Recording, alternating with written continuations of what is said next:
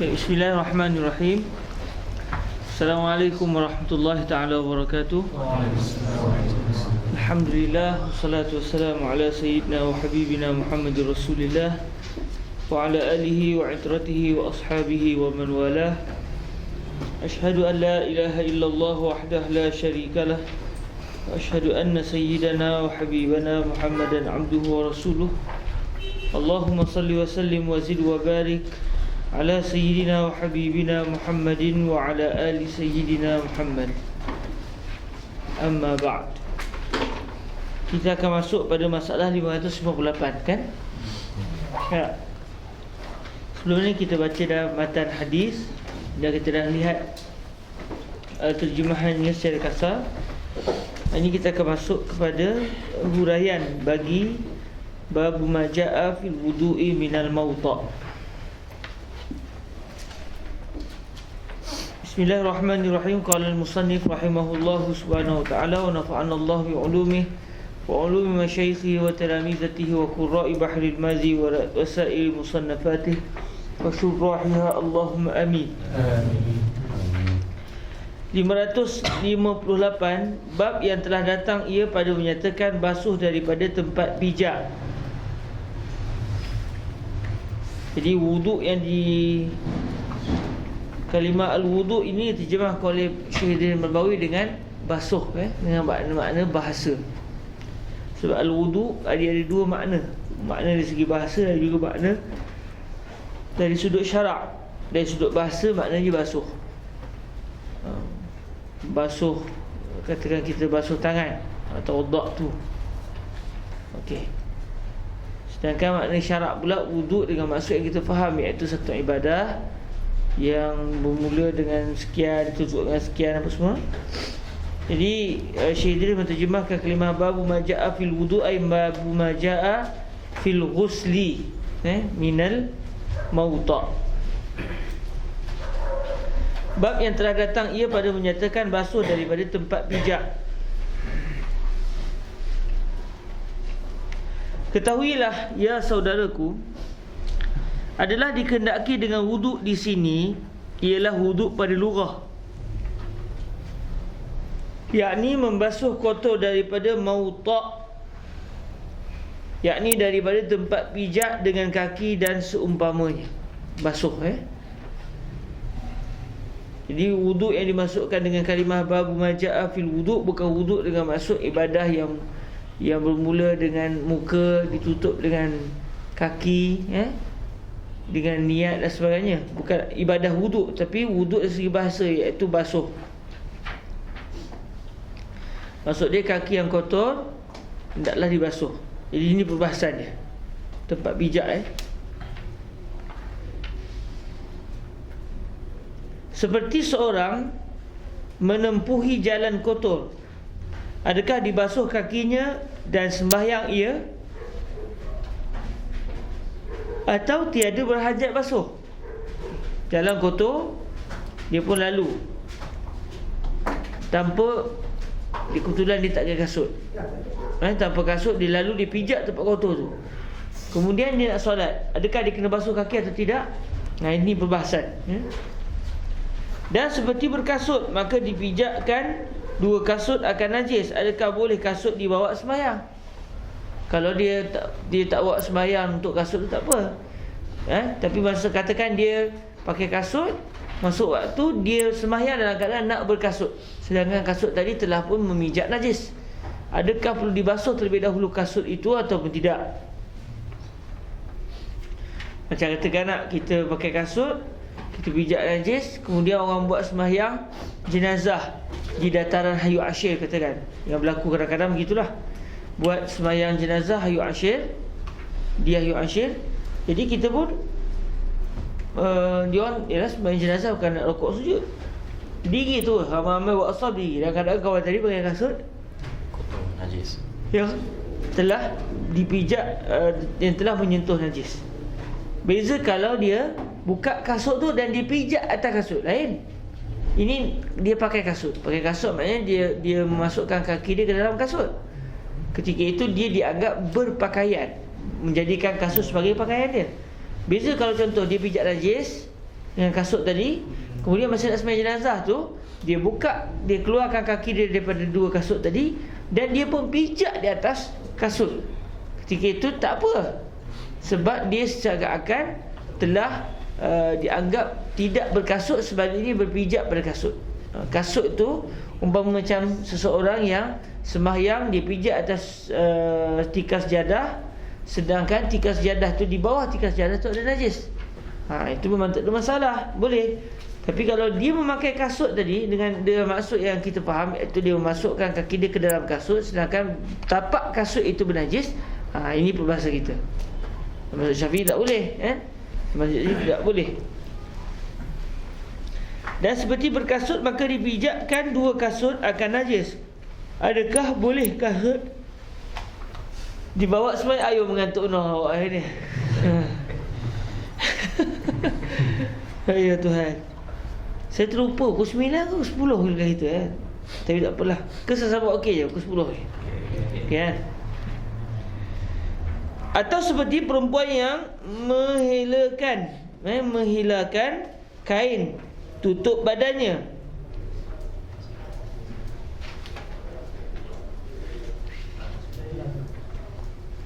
Atau seperti perempuan yang menghela. Apa dia hela? Kalau yang dimaksudkan kita faham ni, maksud melabuhkan lah. Perempuan yang menghelakan kain tutup badannya, dia katakan pakai jubah, melayah, meleweh kot ni maksudnya. Melayah.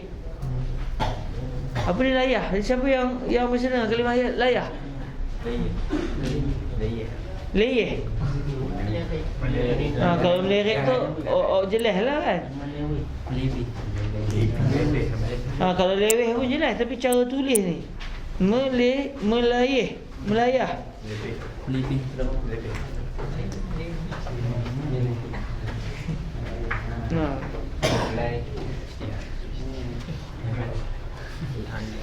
Ala kulli hal kita faham maksudnya lah. Sama ada cara, adakah ditulis melayah tetapi maksudnya meleweh.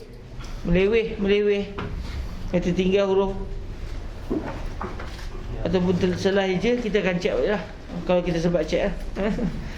Tapi yang kita faham ni dia pakai jubah meleret, jubah meleret yang menghilangkan kain tutup badannya, iaitu meleweh, menyapu tanah ekornya, iaitu hujung kain dia tadi menyapu tanah.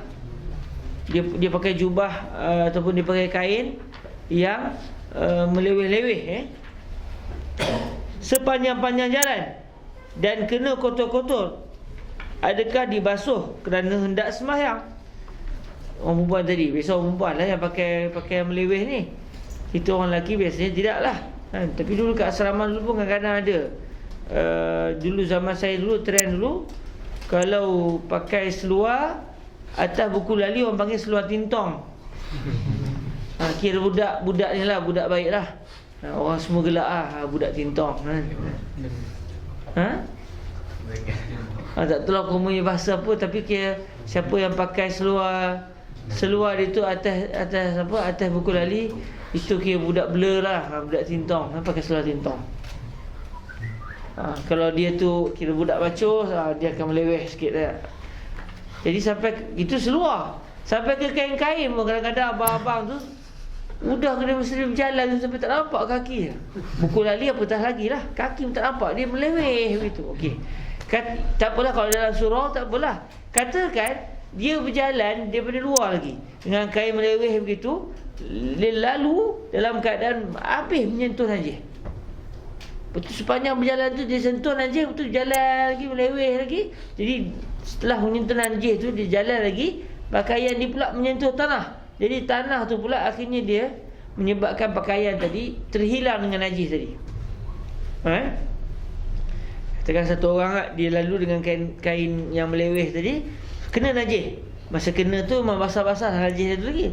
Tu dia jalan lagi, akhirnya tanah yang seterusnya pula menyentuh ujung pakaian tadi, sehingga akhirnya jadi kering pakaian dia tadi sampai dia tak ada bau najis dah. Jadi boleh ke tidak dia sembahyang dengan kain tadi lah, kadang dia tak basuh kain tu? Adakah tanah telah dianggap sebagai penghilang najis apabila tanah digunakan dalam menyental ataupun menghakis najis tadi? Ini perbahasannya. Maka pada mazhab Syafi'i semuanya itu apabila kena najis wajib membasuh akan dia. Mazhab Syafi'i tak boleh. Maksudnya tanah tidak dianggap sebagai sebagai orang kata apa, sebab untuk pakaian telah terkena najis dianggap bersih. Contoh orang pakai, katakan dia pakai kasut. Dia pakai kasut, tiba-tiba terlanggar najis, terpijak najis. Dia kata dia pun sental dia punya ujung tapak kasut itu ke tanah, sental banyak kali. Akhirnya sampai terhakis najis yang berada di bawah tapak kasut. Adakah dianggap tapak kasut sudah suci? Tak suci. Dianggap tapak kaki itu masih lagi bernajis. Dianggap sebenarnya dia masih lagi bernajis, walaupun bila cium dia tak ada bau najis, sebab dia sental dengan tanah yang bersih. Okey, tetap dianggap masih bernajis, kerana dalam mazhab Syafi'i kita najis hanya hilang dengan sebab seseorang itu membasuh dengan air mutlak. Okey, maka pada mazhab Syafi'i semuanya itu apabila kena najis wajib membasuh akan dia, dan telah dikeluarkan oleh Tirmizi akan hadis bagaimana suruh Rasulullah sallallahu alaihi wasallam, akan hadis bagaimana suruh Rasulullah sallallahu alaihi wasallam. Demikian bunyi hadisnya. Okey, ada didatangkan hadis. Hadis ni secara zahirnya menunjukkan tak perlu basuh pun tak apa, cukup dengan sentalan tanah tadi. Dia pegang kasut, dia pakai kasut, tiba kasut dia terpijak najis. Dia pun jalan tu sama-sama itu dia menyodok-nyodok tanah dengan tapak kaki kasut dia tadi sampai hilang najis tadi. Kalau ikut zahir hadis boleh pula. Baik, jadi macam mana pendapat mazhab Syafi'i, kita akan tengok selepas ni insya-Allah. An ummi waladin li Abdurrahman bin Auf radhiyallahu taala anhu qalat qultu li ummi Salamah radhiyallahu taala anha inni imra'atun utilu zaili wa amshi fil makanil qadir. Diriwayatkan daripada ibu anak bagi Abdurrahman ibn Auf. Kita dah bincang pada pertemuan sebelum ni, ibu anak yang dimasukkan di sini adalah Ummul Walad, iaitu seorang hamba perempuan yang digauli oleh tuan dia. Akhirnya dia si hamba perempuan tadi melahirkan anak. Lantas status hamba sahaya tadi sudah tidak lagi boleh dijual beli. Dia dianggap Ummul Walad, ibu kepada anak-anak si tuan tadi. Anak-anak dia pun tak boleh jual. Kok tuan ni saja dia bagi si hamba-hamba perempuan dia banyak anak, sebab anak tu dia pun nak jual sekali, untung. Untung tak ada untung lah. Ibu pun tak boleh jual, anak pun tak boleh, sebab sudah menjadi anak si anak bagi si tuan hamba perempuan tadi. Contoh macam Sayyiduna itu dia berkahwin. Cerita lain Tapi maknanya kalau satu orang dia ada hamba perempuan, dia bersama dengan hamba perempuan tadi, boleh dibenarkan oleh syarak. Kita boleh bersama dengan orang perempuan, iaitu bersama segi hubungan suami isteri itu, apabila si perempuan tu isteri kita atau perempuan tu hamba perempuan kita. Kita beli ke pasar, atau dalam perang kita dapat perempuan sebagai tebusan perang, sebagai sebagai ghanimah, tawanan. Kita pun setelah diagih-agihkan, kita dapatlah seorang perempuan. Jadi tak perlu kena kahwin. Boleh terus kita nak buat hubungan suami isteri walaupun dia bukan isteri kita. Tapi kalau dapat anak, perempuan tu dah tak boleh jual dah. Kalau tak dapat, tak apalah. Terima kasihlah kita dah bersama lama ni, tapi tak ada anak. Memang saya pun minta begitu kan. Sebab saya memang target ke bos-bos dah letih dia, saya nak jual kamu ni. Sekarang saya nak jual, boleh, tak masalah syarak. Berpindahlah dia kepada tuan yang baru kan. Jadi Ummul Walad ini adalah seorang perempuan hamba sahaya yang telah melahirkan anak bagi si tuan. Diriwayatkan daripada ibu anak bagi Abdurrahman ibn Auf radhiyallahu taala anhu, kata si hamba perempuan tadi yang telah bertukar status sebagai Ummul Walad, kataku bagi Ummu Salamah, isteri Rasulullah sallallahu alaihi wasallam. Beliau tanya kepada Sayyidatuna Ummu Salamah, ya Ummu Salamah, bahawasanya aku itu seorang perempuan yang menjela.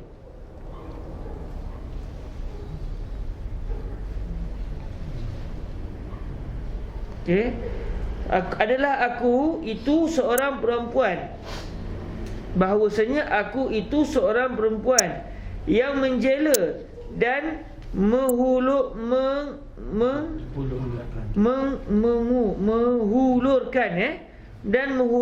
panjang meleret di atas tanah akan kain melayah. Meleweh, insya-Allah meleweh ni, yakni kain selimut semua badan perempuan Arab pada waktu berjalan. Yakni kain selimut, itu jubah dia lah, jubah si perempuan tadi. Tengoklah dia pakai kain ke, dia pakai jubah ke, tak kisahlah. Yang penting pakaian yang menutup bahagian bawah anggota badan si perempuan tadi dibiarkan meleweh, dibiarkan panjang meleret, yakni kain selimut semua badan perempuan Arab pada waktu berjalan, supaya jangan nampak tumit dan kaki.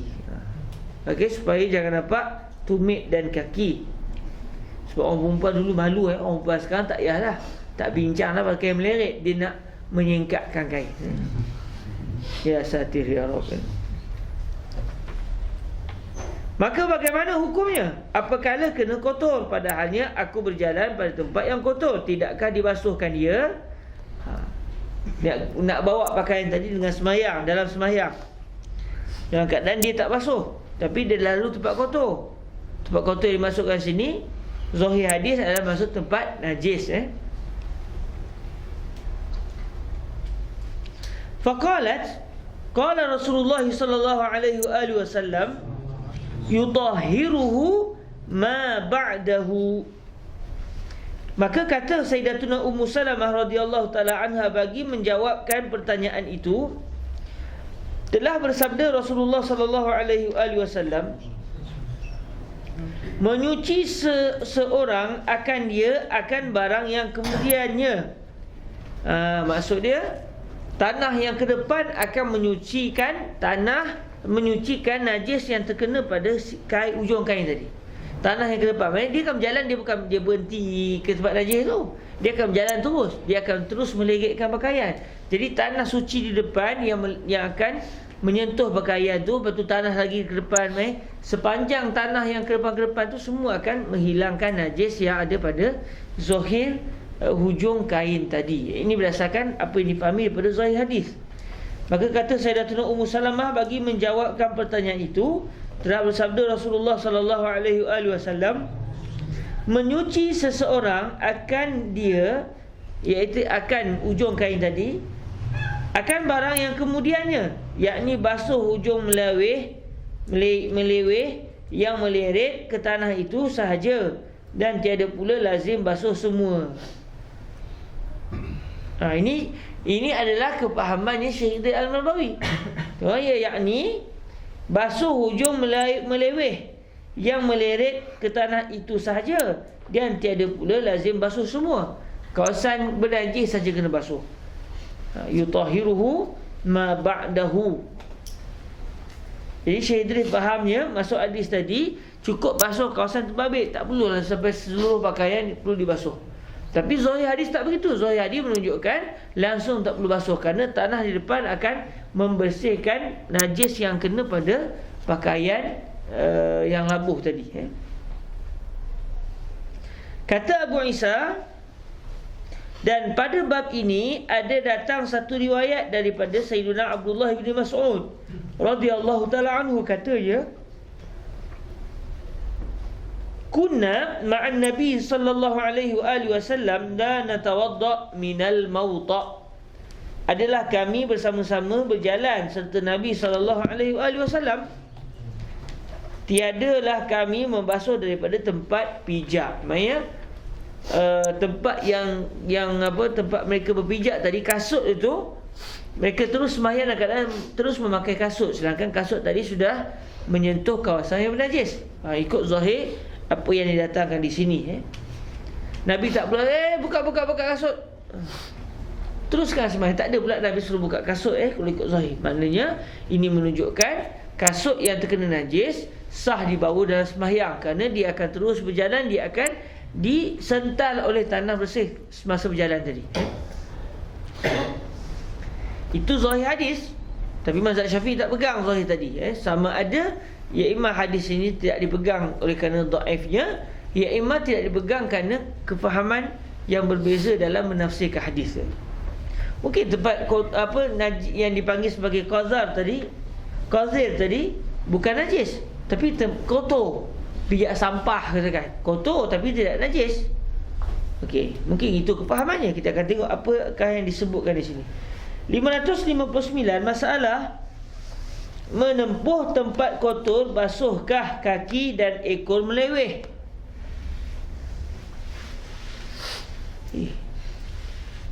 Siapa rajin di ujung tu ambil kat kamus? Tolong ambil kamus kat dalam bilik tu. Dah halang tu bawa lah sekali Sunan At-Tirmizi dalam bilik. Kok ada kalimah layah tu ya? Leyeh. Orang biar ada sebut leyeh kan?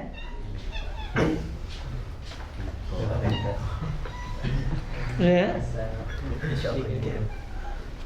Okay, terima kasih akhi kerana telah bawakan Sunan At-Tirmizi. Siap sekali dengan kamu tak perasan kamu tu. Syukran. Akhi orang mana, orang Perak ke? Penang. Sebab nak orang Penang tu dekat dengan Ruak Jawi tu. Layah, saya tengok dulu. Layeh.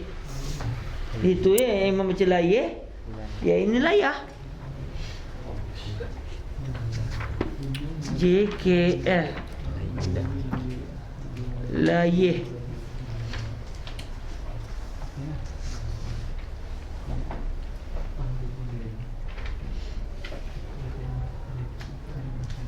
Okey, layah, melayah, meliuk ke kiri dan ke kanan, ke hadapan atau ke belakang seperti kayu ditiup angin, orang menari dan sebagainya.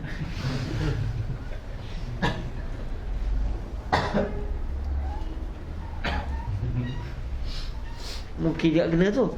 Sambil berjalan tu kan dia gerak, seumpama dia melentok-lentok, maksud dia meliuk tu melentok, kain melentok-lentok ujung, disebabkan kerana disentuh tanah. Itu makna pertama. Makna kedua, layah kain, tudung muka, berguk. Maksudnya apa? Pakai pudah. Tak kenalah macam mana ujung kain tu jadi pudah. Melainkan muka di bawah. Melayahkan iaitu menutupkan kain pada muka dan kepala. Melayahkan. Layah dengan maksud yang ketiga, melayah, terbang rendah, terbang labuh.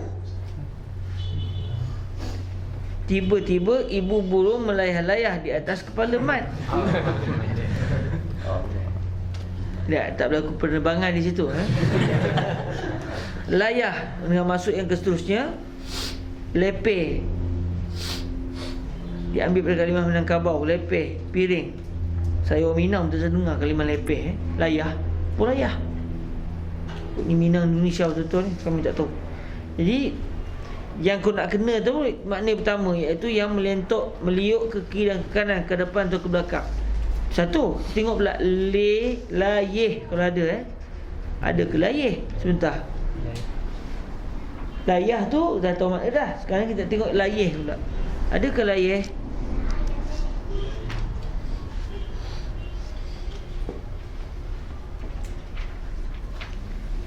By lebah LCD. Wow. Layun.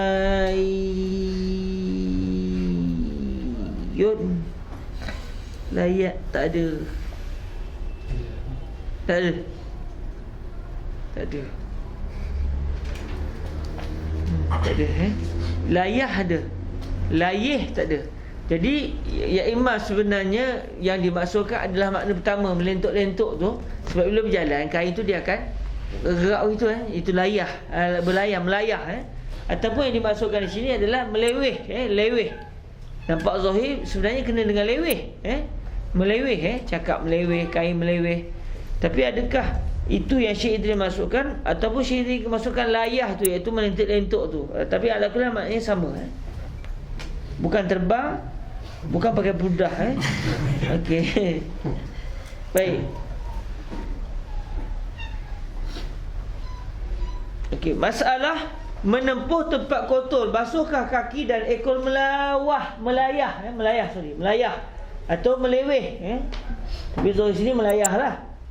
Ya saudaraku, di dalam hadis pada masalah 558 itu dapatlah jawab akan hukum ekor melayah dan kaki apabila menempuh tempat kotor, adakah kena basuh atau tiada. Kata Abu Isa, dan ialah, yakni sebagai di dalam hadis pada masalah 558 itulah perkataan yang bukan seorang daripada ahlul ilm. Kata mereka itu, apabila memijak seseorang atas tempat yang kotor, bahawasanya tiada wajib atasnya membasuh kakinya, melainkan bahawa adalah ia basah, maka membasuhlah akan barang yang kenanya. Okey, yang ni kena dengan mazhab Syafi'i, iaitu kalau dalam masa dia lalu tu dia pijak najis yang kering, dan kebetulan pula kalau dia jalan kaki tak pakai kasut, kaki dia tu kering, atau dia pakai selipar atau kasut tapak kasut tu kering, jadi dua-dua kering. Jadi ketika itu bila berjalan, dia sental dengan tanah yang seterusnya, tak perlu basuh. Sebab dalam konsep mazhab Syafi'i, apabila dua-dua kering, akan menyebabkan tidak berlaku penajisan kawasan yang suci, tidak berlaku tanjis, tidak berpindah kenajisan itu kepada tempat yang suci. Kaki saya bersih, tapi tak basah. Saya berjalan-jalan tak pakai kaki tadi, tak pakai kaki pula, tak pakai kasut. Tiba-tiba saya terpijak tai lembu pula kering. Jadi masa nak sembahyang, saya genyeh-genyehkan kaki saya ke tanah, ataupun saya gabuh-gabuh begitu. Sah ke sembahyang saya tanpa saya basuh kaki? Sah, kerana najis itu kering dan kaki saya kering. Jadi dalam maknanya mazhab Syafi'i kita, mungkin para ulama kita memahami hadis ni dengan maksud kedua-duanya kering. Kita kering, kaki pun kering. Kucing tu bawa anak ke tu? Ke dia seorang je? Tanya seorang ke seekor? Ujar-ujar, perhati molek tu, alhamdulillah.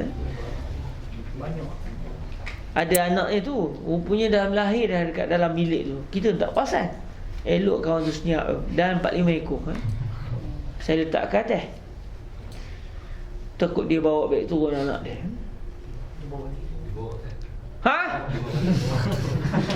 Ya Allah. Ada belaka tu? Dalam kotak? Rajin ni ibunya. Tak apa, nanti lepas sudah nanti masa kita nak tutup tu, kita keluarkan semua sekali. Lepas tu macam mana dia pun sejuk? Tak apalah, kita serah ke Tuhan tu. Nyawa tu dia pun di tangan Tuhan. Ustaz kata Tuhan ada tangan ke? Tak, majas.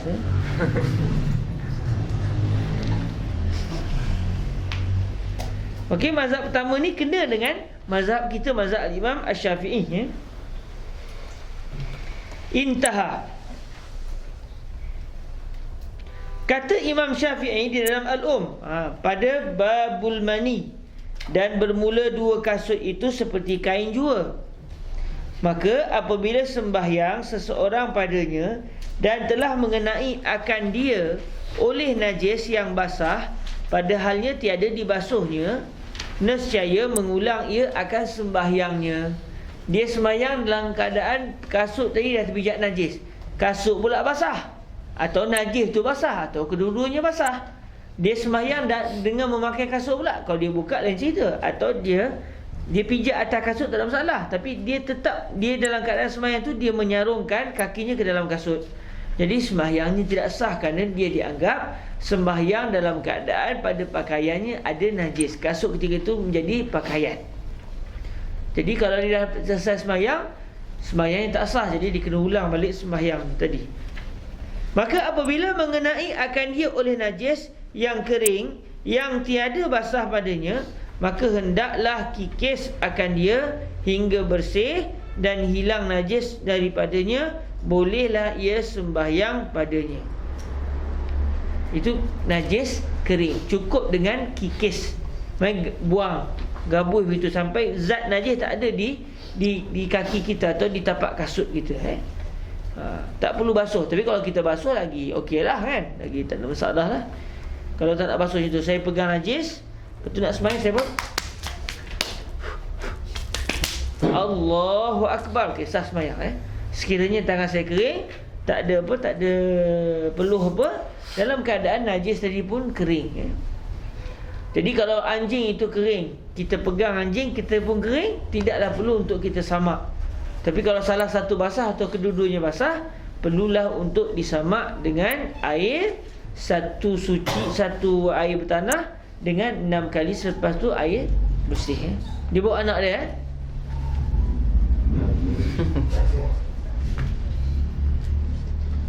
Takut dia buang air dalam apa? Dalam luar. Tak apalah, kita bagi dia can untuk berehat dulu. Kita keluar nanti kan dia kita keluarkan, insya-Allah. Okey, kita masuk pada bab yang seterusnya. Babu majaa fit tayammum. Hadisnya berbunyi, wa anhu bihi qala an Ammar ibn Yasir radhiyallahu anhuma anna Nabiy sallallahu alaihi wa alihi wasallam amarahu bit tayammumi lil wajhi wal kaffain. Hasanun sahih. Daripada Sayyidina Ammar ibn Yasir radhiyallahu anhuma bahwasanya Nabi sallallahu alaihi wasallam menyuruh akan dia dengan tayamum bagi muka dan 2 tapak tangan. Main tayamum tak perlu sampai ke siku. Ni hadis ni hasan sahih. Habis mazhab kita macam mana? Minta maaf lah Imam Syafi'i, kami pegang Rasulullah, tak pegang kalam kamu. Kalau kita fikir begitu, kita telah tersalah di dalam menghadapi nas syarak. Sebab dalam mazhab, dalam yang sepatutnya kita, hadis ni bercanggah sama mazhab Syafi'i. Mustahil Imam Syafi'i tak faham hadis ni. Maksudnya mesti ada sebab kenapa Imam Syafi'i kata kena tayamum, kena sampai ke siku, bukan hanya sampai ke cukup dengan tapak tangan. Jadi saya tak tahu apa maksudnya, saya pegang kalam Imam Syafi'i. Wallahu a'lam. Itu cara faham yang betul. Tapi mesti orang kata ini cara faham tak betul. Baik, kamu ni tak masuk dengan mazhab Syafi'i. Patut kena pegang ni ucapan Nabi jelas-jelas ni. Baik, dalam kaedah usul fiqh tidak begitu. Bila kita seorang muqallid, tidak berhak seorang muqallid menjadi mujtahid. Dia jumpa hadis yang bercanggah dengan kalam imam dia kena pegang kalam imam dia, bukan pegang zahir hadis yang dia jumpa tadi. Baik, kita tengok apa kalam Imam Syafi'i dalam masalah ini, dan bagaimana berlaku percanggahan di antara pandangan Imam Syafi'i dengan zahir hadis ini. Babu majaa fit tayammum 560, bab yang telah datang ia pada hadis menyatakan tayamum. Ketahuilah kiranya ya saudaraku, makna tayamum bagi sembahyang itu ialah menyapu debu, menyapu debu ke muka dan tangan dengan beberapa syarat yang tertentu. Maka pekerjaan tayamum ini bukanlah reka-rekaan atau bid'ah. Bahkan ada sabit ia dengan Quran dan hadis dan ijma' al-ummah. Dan inilah daripada satu perkara yang ditentukan Allah Ta'ala bagi umat Muhammad sallallahu alaihi wasallam, zadahallahu syarafa. Doa zadahallahu syarafan. Allah telah menambah bagi umat Nabi Muhammad ini akan kemuliaan, iaitu dipanggil apa? Insya'iyah ma'nan. Insya'iyatun ma'nan, khabariyatun lafzan. Secara lafaznya ni khabar. Allah telah menambah bagi umat Nabi Muhammad akan kemuliaan. Mungkin orang jawab, tahu mana? Awak bukan dapat wahyu, pandai-pandai pula tahu. Memang itu yang kita harapkan, tapi kamu sebut ni macamlah kamu dapat wahyu. Mana kamu tahu yang Allah akan menambahkan kemuliaan bagi umat Nabi Muhammad? Kita kata dah, zahir ayat memang khabar, cerita, tetapi sebenarnya yang dimaksudkan adalah doa, iaitu insya. Kita bermaksudnya, ya Allah tambahilah buat umat Nabi Muhammad ini akan kemuliaan. Sama seperti sallallahu alaihi wasallam, sama seperti radhiyallahu anhu, rahimahullah. Itu semua adalah khabariyatun lafzan insya'iyatun ma'nan. Maka telah ijma' umat atas bahawasanya tayamum itu tiada ada ia okey, bahawasanya tayamum itu tiada ada ia melainkan pada muka dan dua tangan. Maknanya kaki tak ada tayamum. Saya teringat dulu masa sekolah. Tapi itulah siang ke ustaz tu. Kami bincang pasal hukum jabirah. Dia kata kalau tangan patah berbalut dengan simen. Jadi sebelum kita nak sembahyang tu, kita kena berwuduk pada mana yang dapat. Kemudian kita tayamum. Main sapu, dia kata sapu dah debu ke simen yang patah tadi. Tayamum. Okeylah. Lepas tu saya tanya, kalau kaki berat macam mana ustaz? Tayamum lah di kaki. Tayamum lah di kaki. Bila saya dengar tayamum di kaki tu, saya tanya balik, ustaz, bukan anggota tayamum ni muka dengan tangan je, bukan kaki sekali? Dia tengok saya, kamu ni banyak tanya lah. Senyap dah. Dia marah saya, ustaz di sekolah menengah lah.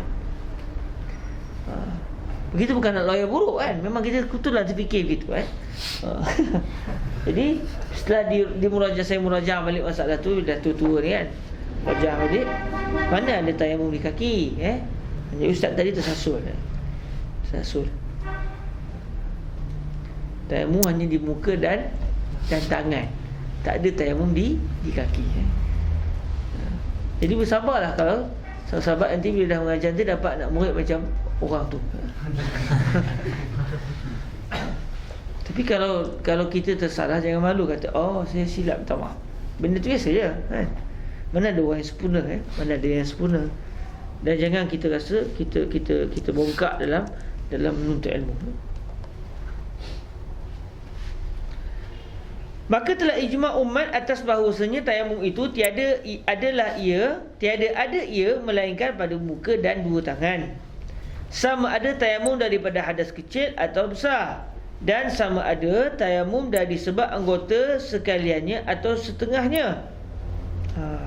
Sama ada sebab tayamum tadi kita berhadas kecil, tak ada air, kita pun bertayamum. Atau badan besar, air tak ada, kita bertayamum. Atau dari sebab anggota sekaliannya, air ada, contoh, tapi doktor tak bagi guna, tangan patah. Jadi ketika itu kita tayamum untuk tangan saja. Maka tayamum untuk tangan. Atau semua anggota wuduk dia tak boleh kena air, dia tu oleh azullah la qadarullah, moga Tuhan selamatkan, terbakar. Tapi selamat. Muka berbalut semuanya sekali, tangan berbalut semuanya sekali, kepala balut semua sekali, kaki semua balut. Macam mana buat? Niat sembahyang, dia pula dengan nampak mata je, jadi macam apa, macam mumia tu. Saya ni nak solat ni kan, mulut boleh keluar lah, saya nak solat, kata, nak buat macam mana ni, tayamum berapa kali? Jadi sekali tayamum. Untuk apa? Untuk seluruh anggota wuduk yang telah terbakar dan berbalut tadi. Doktor kata ewa minal ma', hati-hati dengan air. Jadi ketika itu dia tayamum sekali saja. Untuk apa? Untuk semua anggota dia tadi. Tayamum di mana? Di muka dan tangan saja. Untuk apa? Untuk muka, tangan, kepala dan kaki. Tayamum untuk 4 anggota. Pada apa tayamum tu? Pada muka dan tangan saja. Sebab anggota tayamum hanya 2 Jangan ditayamum di kaki Okey. Tapi kalau tangan saja patah, tayamum sekali. Muka semua balut, tangan okey, kepala semua balut, kaki okey, berapa tayamum? 2 kali tayamum. Itu perbahasan detailnya dalam mazhab kita, mazhab Imam Syafi'i. Kalau muka semua berbalut, tangan okey, clear, kepala semua berbalut, kaki clear, jadi berapa kali tayamum? 2 tayamum. Tayamum untuk apa? Untuk muka dan kepala. Baik, saya nak bertayamum di mana? Di muka dan 2 tangan. Okey. Itu perbahasan panjang kita dah bincang dalam babul jabirah ketika sahabat-sahabat baru masih di Malaysia lagi. Dan kelas itu alhamdulillah telah dibatalkan semuanya. Tunggulah Syekh Said Syaltut sampai ke bab jabirah, insya-Allah.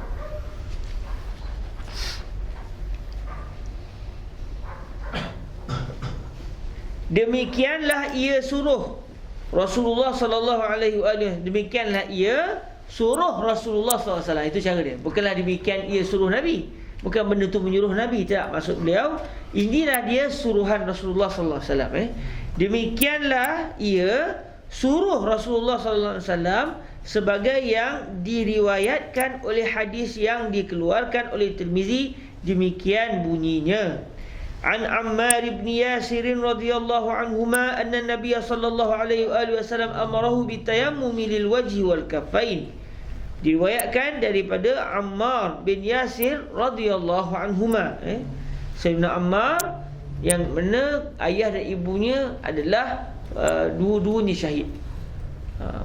Orang yang mula-mula syahid dalam sejarah Islam adalah ibu Sayyidina Ammar, diturut pula oleh ayahanda beliau, Sabran ya ala Yasir. Diriwayatkan daripada Sayyidina Ammar bin Yasir radhiyallahu anhuma bahawasanya Nabi sallallahu alaihi wasallam menyuruh akan dia dengan tayamum bagi muka dan dua tangan, iaitu pada muka dan dua tangan. Tapi kalau kita tengok zahir hadis wal kafain, kafain bukan maksud dua tangan tapi dua tapak tangan, ni dua telapak tangan. Jadi kalau kita tahqiq nanti kita akan buat sikit, dua telapak tangan, sebab zahir hadis ni begitu. Kalau kita tengok di atas pun dua tapak tangan. Kita tengok dia terjemah kalimah kafain itu dua tapak tangan. Jadi maknanya berlaku keguguran dalam terjemahan hadis di bahagian bawah. Okey. Sebab kalimah al-kafain itu merujuk pada dua telapak tangan sahaja, Zahir dan juga batin, telapak tangan. Kata Abu Isa, dan pada bab ini ada riwayat, buku sahabat tu sahabat tulis, dua tangan buatlah ala sawab, dua tapak tangan. Kata Abu Isa, dan pada bab ini ada riwayat daripada Siti Aisyah radhiyallahu anha dan Ibnu Abbas radhiyallahu anhuma. Intaha. Baik, selesailah Sayyiduna Syekh Idris Marbawi menukilkan terjemahan bagi kalam Imam Abu Isa At-Tirmizi. Okey, seterusnya Syekh Idris pun datang ke ayat baru beliau dan telah dikeluarkan oleh Bukhari di dalam sahihnya.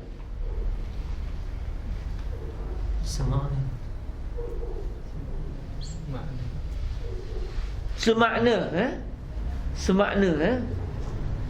saya nak baca sama'ani ke ni? Yang bahasa Arab sami'ani ke? Semakna, senang ya, semakna, satu makna. Okey, semakna dengan hadis Tirmizi itu. Cuma saya sebut semakna ni maknanya matan berbeza. Lafaz matannya berbeza tapi maknanya sama. Kesimpulannya sama, iaitu tayamum itu pada muka dan dua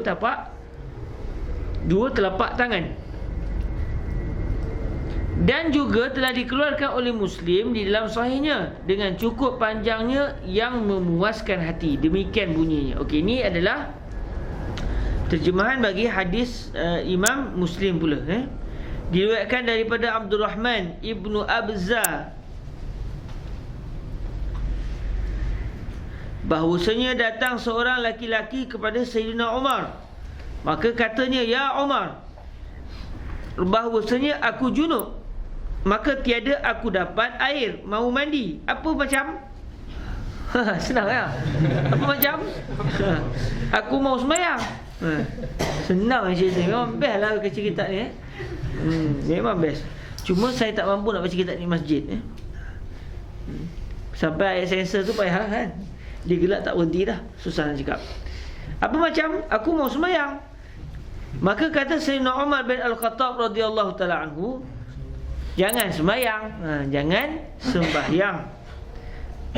Maka kata Ammar bin Yasir, Sayyidina Umar isytihad, kalau gitu ayuh tak ada apa, kita tak payah sembahyang. Sebab syarat sah sembahyang kena ada wudu. Kamu pula sekarang ni berhadas besar. Orang berhadas besar, dia nak mandi sembahyang, dia kena buang hadas besar dia tadi. Itu dengan cara mandi junub. Dah ayuh tak ada, benda tunggu je lah. Tunggu sampai jumpa ayuh. Jadi tak perlu sembahyang, tak boleh sembahyang sebab tidak cukup syarat. Sebab syarat sah solat adalah suci pada hadas dan najis. Okey, maka kata Sayyidina Umar bin Al-Khattab, jangan semayang. Lepas tu jangan semayang. Tak perlu semayang kerana tak cukup syarat. Maka kata Ammar bin Yasir, Sayyidina Ammar bin Yasir ketika itu ada dalam majlis ayat ni. Maka kata Sayyidina Ammar bin Yasir, tidakkah engkau ingat ya Amirul Mukminin, pada waktu aku sama-sama engkau di dalam satu tentera kecil, Sariyah, dalam bahasa Arab Sariyah, dalam satu batalion, apa cakap istilah standard sekarang ni, satu ketumbukan tentera kecil, satu grup kecil. Sebab dia ada beza antara Sariyah dan juga Ghazwah. Ghazwah ni maknanya tentera yang ramai menyertai satu perang, Ghazwatul Badr, Ghazwatul Uhud. Tapi kalau Sariyah ni adalah satu kumpulan kecil, mungkin 12 orang, 13 orang digempur beberapa tempat kecil. Berlaku juga peperangan tu, tapi dalam ruang lingkup bilangan tenteranya kecil, satu batalion begitu, satu grup kecil. Jadi kata Sayyidina Ammar bin Yasir, tidakkah engkau ingat ya Amirul Mukminin, pada waktu aku sama-sama engkau di dalam satu tentera kecil, maka berjunub kita. Dua-dua malam tu mimpi, bukan dua-dua itu buat isteri dalam perang. Junub apa lagi, maksudnya mimpilah. Maka tiada kita dapat air, adapun engkau tiada sembahyang. Engkau tak sembahyang, ingat lagi.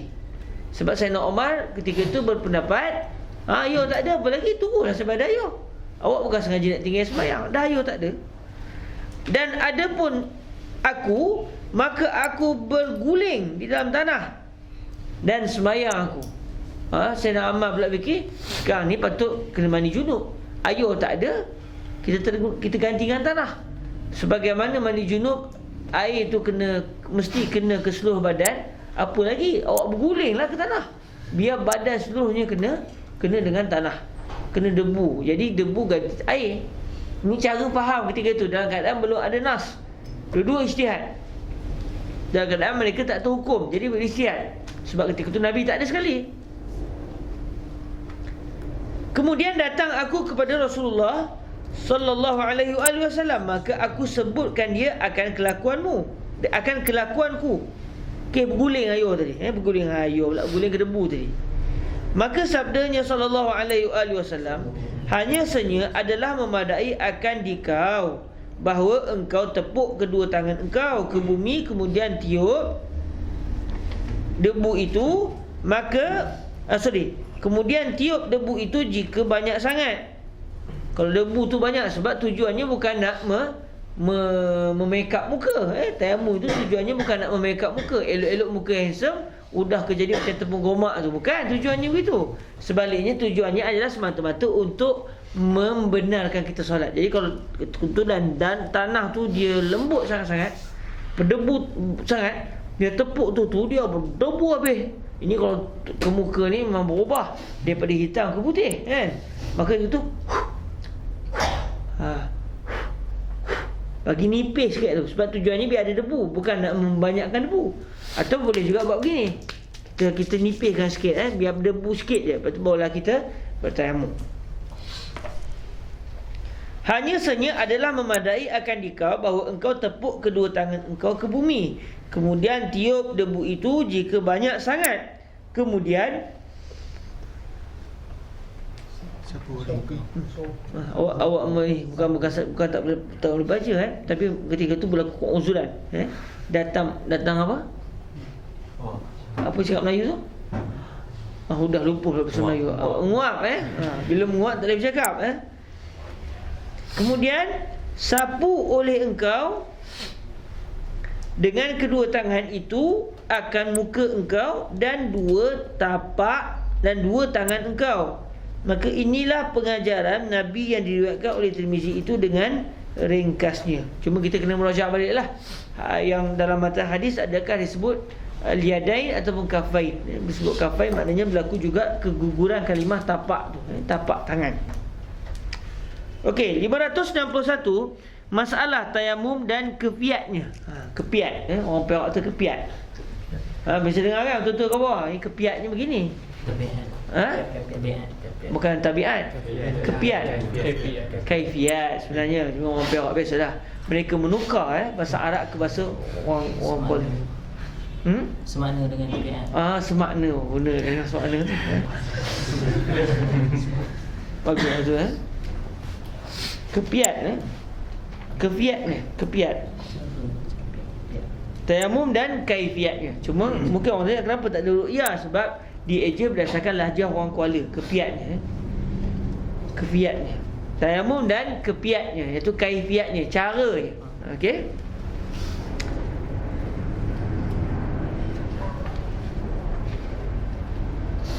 Ada di awal-awal dulu kalimah tidak berfiwat. Saya mungkin dah cerita saya tanya ke opah Zaujah, opah saya lah, opah menjadi. Benda apa dia fiwat ni? Pah. Jadi opah tu fiwat. Dia fiwat. Lama opah mikir. Dia kata tak berpewat. Orang Perak tu tak pewat. Tak pewat maksud tidak berbeza. Sebab Syekh sebut siasah Sayyidina Umar itu tidak berfiwat dengan siasah Sayyidina Ali. Maksud tidak berfiwat. Masa kami kawan-kawan masa mula-mula nak try tahqiq tu macam-macam lah. Benda ni fiwit ke kan? Fiwit kan itu maksudnya. Dah pening sangat. Itu dia buat kelakar tu. Tidak berfiwit dengan jenis. Saya dah nampak lah. Saya kata mungkin nak kata dia ambil berkalimat yatafawat ni. Yatafawat. Maksudnya tidak la yatafawat. La maksud tidak berbeza. Bila tanya ke opah rupanya betul orang Perak ni ada juga kalimah Arab tu jadi bahasa dia. Tidak berpewat. Berpewat. Maksudnya tidak berbeza. Jadi saya khabar ke opah saya, boleh kan kata orang ni beza lah dengan orang orang ni pewat lah dengan orang ni. Saya tak boleh. Dia tak boleh guna pewat je, dia mesti tidak pewat. Tak pewat. Baru betul katanya opah saya lah. Setelah lama memikir, kalimah tu dah lama tidak digunakan oleh orang. Siapa di kalangan kita yang bisa dengar kalimah tak pewat dengan dalam ucapan orang tua-tua? Nak kata cucu baru kahwin lagi dahsyat lah. Tidak berpewat Okey. Ya saudaraku, kepiat tayamum, itu kaifiat lah kepiat tayamum yakni kelakuannya. Bagaimanakah seseorang itu menyapu ke muka dan ke tangan dan beberapa kali tepuk ke tanah. Ni cara kata Nawawi, ni caranya.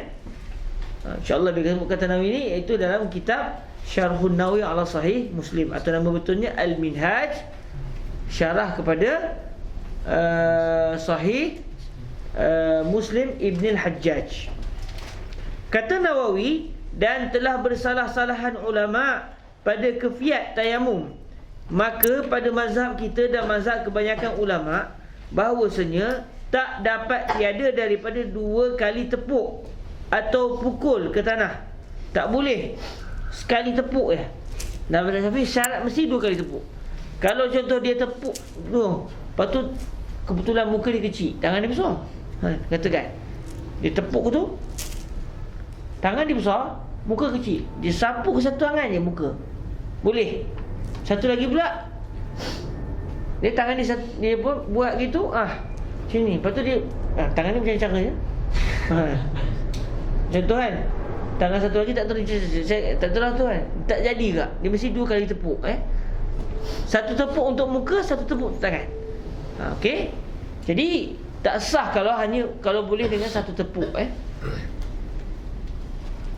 Itu kalau guna ni lah, kalau guna tangan. Tapi kalau guna pakaian, rasanya ada perbincangan. Katakan dia ada kain gebor tu, dia ada katakan kain selimut tu, dia tepuk kain selimut dia ke tanah. Lepas tu dia pun ambil ujung selimut, sapu muka, ujung sikit sapu tangan. Macam mana, boleh ke tak boleh? Ada perbahasan dalam mazhab kita Tapi kalau guna tangan, mesti 2 kali tepuk. Tak sah kalau dengan sekali tepuk. Sekali tepuk untuk muka, sekali tepuk untuk tangan.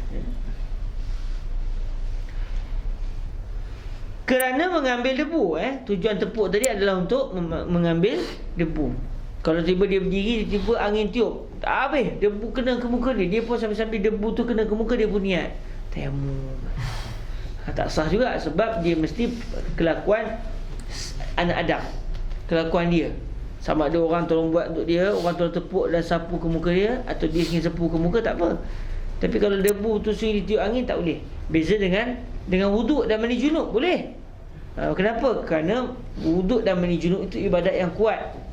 Jadi dia boleh, walaupun contoh tiba-tiba dia tengah diri ke padang ke apa, dia tengah main bola contoh, tiba hujan.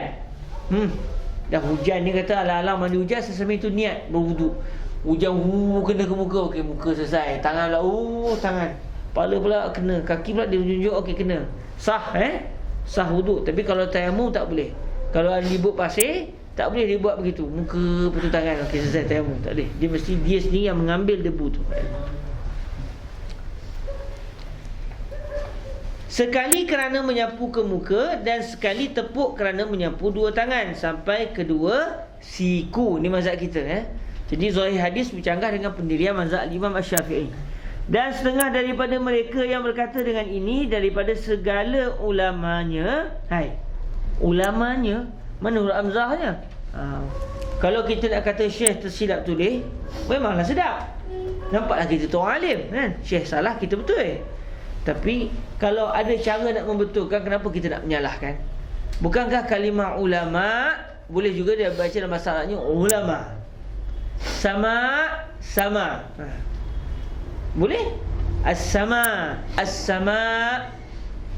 Ulama. Boleh? Jadi kalau begitu, kita anggap saja syekh dia menulis kalimah ulama dengan bunyi yang satu lagi, iaitu ulama. Daripada segala ulamanya ialah Ali ibn Abi Talib dan Abdullah ibn Amr dan Al-Hasan Al-Basri dan Asy-Sya'bi dan Salim ibn Abdullah ibn Umar dan Sufyan Ats-Tsauri dan Malik dan Abu Hanifah dan ahli-ahli fikiran dan lain daripadanya radhiyallahu anhum ajma'in. Dan telah berjalan satu taifah, ni mazhab kedua pula. Dan telah berjalan satu taifah kepada wajib sekali tepuk ke tanah kerana sapu ke muka dan dua tapak tangan. Okey. Dan telah berjalan satu taifah kepada wajib sekali tepuk, tak perlu sampai dua kali tepuk. Kalau dia boleh satu tepuk cukup untuk muka dengan tangan, boleh. Ini mazhab yang kedua. Kerana sapu ke muka dan dua tapak tangan. Maka ini ialah mazhab Atha dan Makhul dan Al-Auza'i dan Ahmad dan Ibnul Munzir dan sekalian ahlul hadis. Ahlul hadis dia boleh berijtihad ke? Kalau mereka sampai tahap ijtihad. Contoh macam Al-Imam Al-Bukhari. Contoh macam Al-Imam Imam Tirmizi sendiri. Mereka ada pendirian mereka sendiri, ijtihad mereka sendiri dalam memahami hukum hakam fiqh. Cuma oleh kerana mereka ini tidak terikat dengan mana-mana mazhab, kerana mereka sampai ke tahap ijtihad, dan kadang mereka pula cenderung dan juga berkecimpung dalam bidang hadis, maka dipanggil mazhab alul hadis. Bukan maksudnya kami walaupun tak belajar fiqh tapi kami belajar hadis, jadi kami berhak untuk istinbat. Tak, bukan itu maksudnya. Orang yang tak sampai tahap ijtihad tidak layak istinbat hukum walau dia hafal hadis macam mana sekalipun. Jadi Imam Bukhari itu boleh keluarkan hukum hakam kerana beliau mujtahid. Orang mujtahid tak boleh pegang pula kalam mujtahid lain. Okey? Imam Malik, ulama hadis, dalam masa yang sama berhak untuk ijtihad kerana sampai ke tahap ijtihad.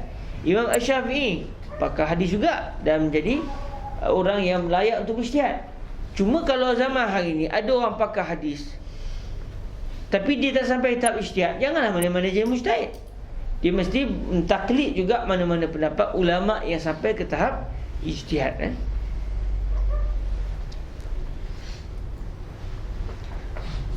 Dan dihikayatkan daripada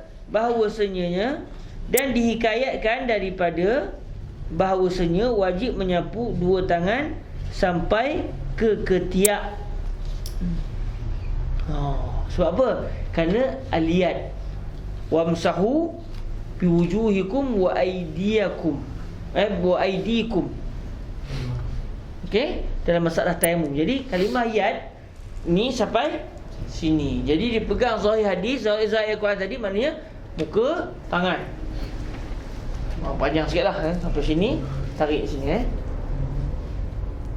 Jadi ada pendapat faham gitu, tapi mazhab kita tidak. Mazhab kita sampai siku. Ada pendapat pula mazhab Imam Ahmad cukup dengan dua tapak tangan. Maknanya sapu muka, sapu lagi itu sapu gitu je. Selesai. Dalam mazhab Imam Ahmad bin Hanbal. Mazhab Syafi'i kita sampai siku. Cuma ada mazhab sampai ketiak, wamsahu biwujuhikum wa aydikum. Wamsahu biwujuhikum wa aydikum, sampai ke tangan. Jadi ke tangan ni sampai ke ketiak, sebab ujung tangan daripada sini sampai ke sini.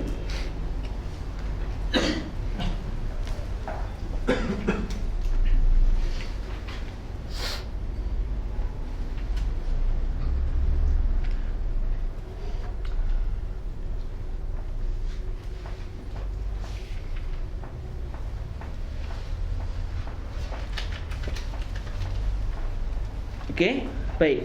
Kata Abu Isa, dan ialah sebelah. Cuba sekali lagi.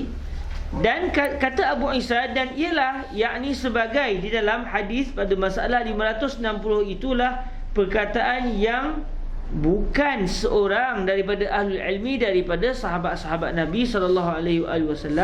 Setengah daripada mereka itu Ali dan Ammar dan Ibnu Abbas radhiyallahu taala anhum, dan ketiadaan seorang daripada tabi'in. Setengah daripada mereka itu, setengah ni maknanya di antara mereka itu, bukan setengah tu 1/2 bukan 50%. Setengah daripada mereka itu Asy-Sya'bi dan Atha dan Makhul. Kata mereka itu, bermula tayamum itu sekali pukul bagi menyapu ke muka dan dua tangan, dan dengan dialah berkata Ahmad dan Ishaq. Tidak syarat kena dua kali tepuk kalau ikut pendapat ni. Dan kata setengah ahlul ilmi, setengah daripada mereka itu Ibnu Umar dan Jabir dan Ibrahim dan Al-Hasan, maksud Al-Hasan Al-Basri. Kata mereka itu, bermula tayamum itu sekali tepuk bagi muka dan sekali tepuk bagi dua tangan sampai ke siku. Inilah mazhab kita, mazhab Imam Asy-Syafi'i. Dan dengan dialah perkataan Sufyan dan Malik dan Ibnu Mubarak dan Asy-Syafi'i. Dan sungguhnya ada satu hadis lagi, iaitu an Ammar radhiyallahu taala anhu annahu qala tayammamna ma'an nabi sallallahu alaihi wasallam ilal manakibi wal abad. Hadis ini menyokong zahir makna al-yad dalam bahasa Arab. Diriwayatkan daripada Ammar radhiyallahu taala anhu bahawasanya berkata ia, telah tayamum kami serta Nabi SAW sampai ke bahu dan ke ketiak dan ketiak-ketiak, sampai ke bahu dan ketiak-ketiak. Maknanya sampai ke bahu ialah sampai ujung ni lah. Ujung Zahir hadisnya begitu. Cuma tak dipeganglah hadis ini dalam mazhab kita, mazhab Imam Asy-Syafi'i. Kata Ishaq Ibnu Ibrahim, bermula hadis Ammar pada tayamum bagi muka dan dua tapak tangan itu ialah hadis hasan lagi sahih. Hadis yang 123 tu, bukan sampai ke ketiak tu. Hadis yang kita baca ni, iaitu amarahu bitayamum lil wajhi wal kafain, itu statusnya adalah hadis hasan sahih. Hadisnya kuat. Dan hadis Ammar menyatakan tayamum kami serta Nabi SAW sampai ke bahu dan ketiak itu tiada ia berlawanan. Okey, tiada ia berlawanan bagi hadis muka dan dua tangan. Macam tak berlawan pula? Kan berlawan, kan berbeza, bercanggah. Tengok di sini kepentingan al-jam'u bainal hadisai. Dia satu ilmu pula, al-jam'. Ilmu dalam menggabungkan dua hadis yang zahir bercanggah.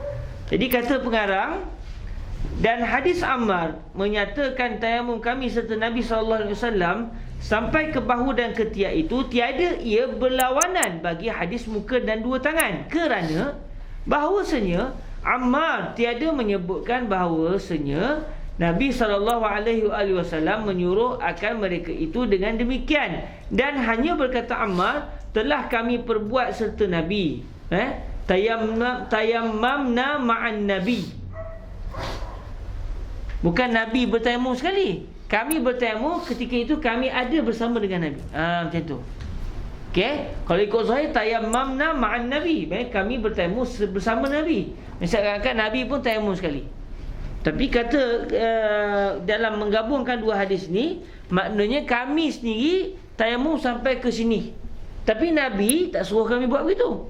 Dan Nabi pun tak kata apa, menunjukkan yang kami buat itu tidak salah. Okey?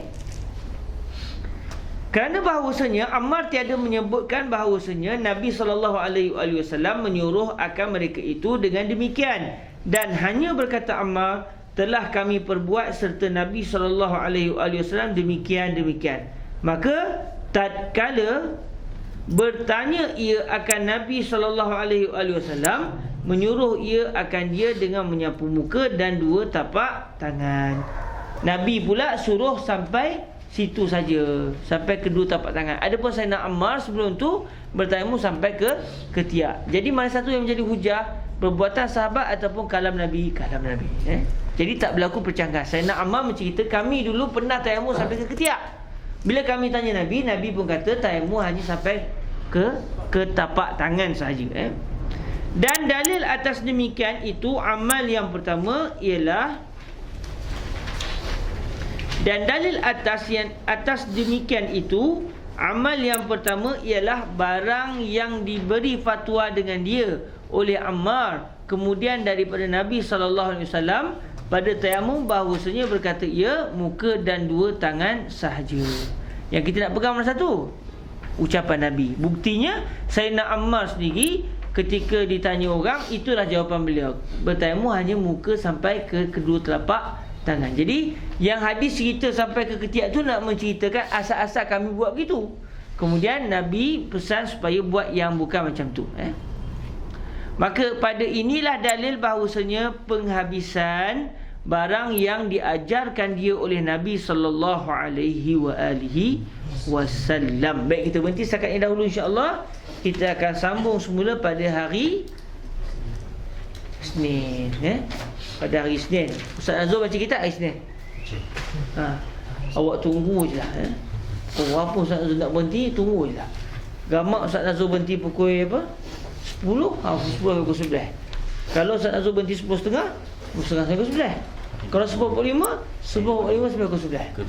Kalau Ustaz Azul ajak sampai pukul 11, kita tengok pukul 11 tu kita terus dah balik ke rumah. Itu je kita punya cerita. Saya tak nak ganggu lah Ustaz Azul, supaya Ustaz Azul boleh baca kitab tanpa perlu diganggu. Kita banyak hari, kita bagi hari tu Ustaz Azul kebebasan.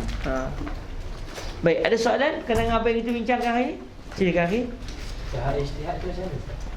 Tahap ijtihad seorang mujtahid tu macam mana? Maknanya macam mana tarikh dia tu? apakah bila dianggap dia sebagai mujtahid? Okey, itu benda tu dibincangkan panjang lebar dalam bahasa usul fiqh. Pada syarat-syarat seorang mujtahid, dia kena tahu nahwu, dia kena hebat bahasa Arab, dia kena tahu dalil mana yang masih boleh diguna, mana dalil yang telah mansukh. Dia kena tahu apakah dia perbahasan-perbahasan yang berlaku ijma'. Okey. Jadi kesimpulannya dia kena jadi orang hebat, pakar semua. Mungkin orang tanya macam mana nak tahu dia tu je mujtahid ke tidak? Pertama kita tengok syarat tu ada ke tidak ke dia. Dan adakah ulama lain menyatakan yang dia ni mujtahid, atau dia sendiri kata dia mujtahid. Okey. Jadi kalaulah seseorang itu nahwu pun tak pandai, bahasa Arab pun biasa-biasa, usul fiqh pun langsung tak tahu, tiba-tiba dia nak jadi mujtahid, macam mana dia mujtahid? Usul fiqh pun tak tahu. Usul fiqh adalah satu ilmu yang mengajar bagaimana cara nak beristinbat. Itu pun dia tak tahu. Macam mana dia nak jadi mujtahid? Dia bukan boleh nak keluar kaedah dia sendiri. Dia mesti pakai kaedah yang telah dibincangkan oleh para ulama dalam istinbat hukum. Dia kena tahu usul fiqh, dia kena tahu hadis-hadis hukum, ayat-ayat hukum, dia kena tahu mana dia perbahasan yang berlaku ijma', dia kena hebat dari segi bahasa Arab. Kerana kalau dia tak boleh bahasa Arab, macam dia nak faham hadis? Contoh, wuduk tadi. Wuduk ni bahasa ke bukan bahasa? Wuduk dari segi bahasa ke wuduk dari segi syarak? Jadi itu semua perlu dikuasai oleh seseorang yang sampai ke tahap ijtihad. Bila dia sampai ke tahap ijtihad, berhaklah dia untuk mengeluarkan hukum hakam. Maksudnya dia ada kemampuan, dia ada autoriti dan kelayakan untuk mengistinbat hukum.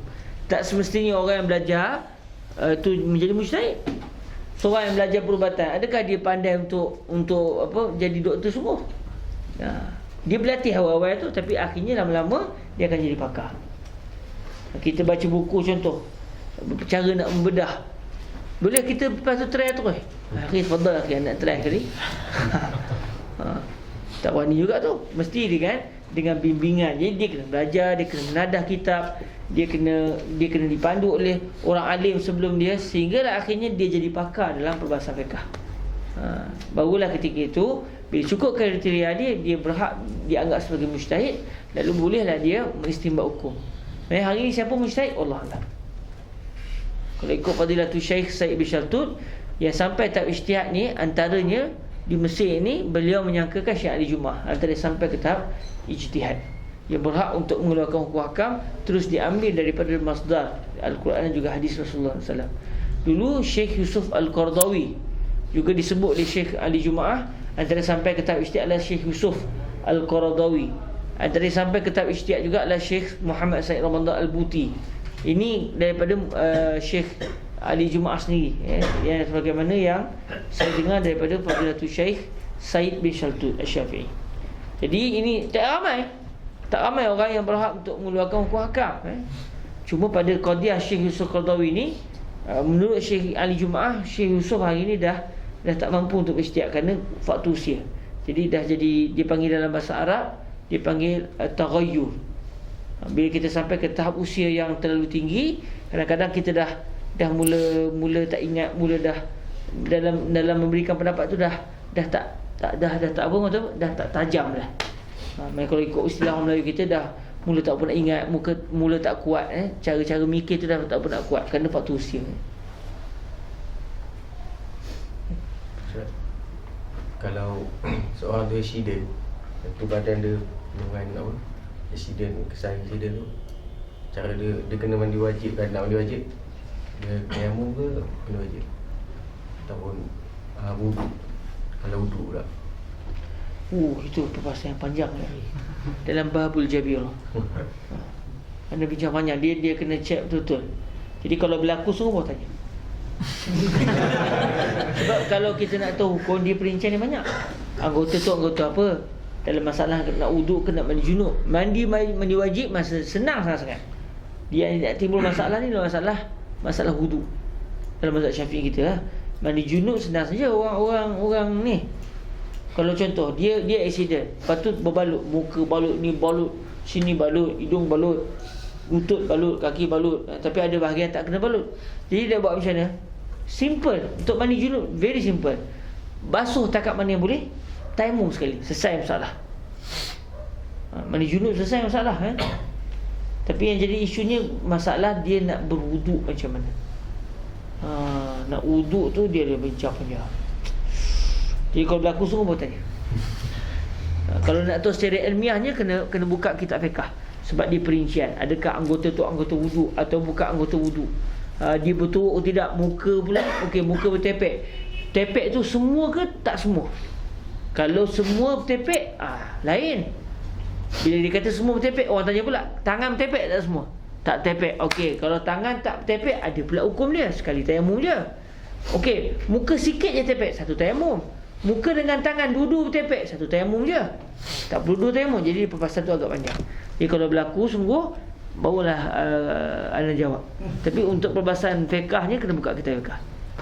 Boleh Cara jawab tu nampak ilmiah sebenarnya, tapi dia juga dalam masa sama mengelak daripada menjawab.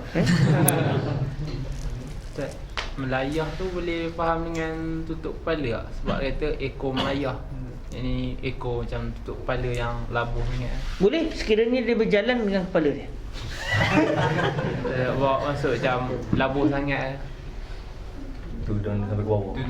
Tudung sampai ke bawah. Tak boleh. Sebab dia sebut melayah tu dengan masuk memakai niqab. Dia pakai niqab gitu. Betul, kalau dia jalan, katakan satu orang ni, kita fiqah ni dia kena ni. Kalau dia berjalan macam tu, ya okey. Dia pakai niqab dia meleweng gitu kan. Ya boleh. Anda bukan nak main kaki ni, tak. Anda cuba nak memikirkan, betul kan, apa, nak mencipta soal. Tak berlaku ni. Tapi kalau berlaku macam mana? Ya boleh. melayah dengan maksud itu, tapi masalahnya tak berlaku. Ataupun nikab dia tu panjang, tutup muka panjang itu sambil berjalan meleweh. Ya mungkin. Ya mungkin. Tapi benda tu tak pernah dilihat lagi lah. Mungkin fashion yang akan datang. Melayah Macam saya kata tadi, kalau macam hujan turun kan, kita main bola tu boleh niat wuduk tu kan.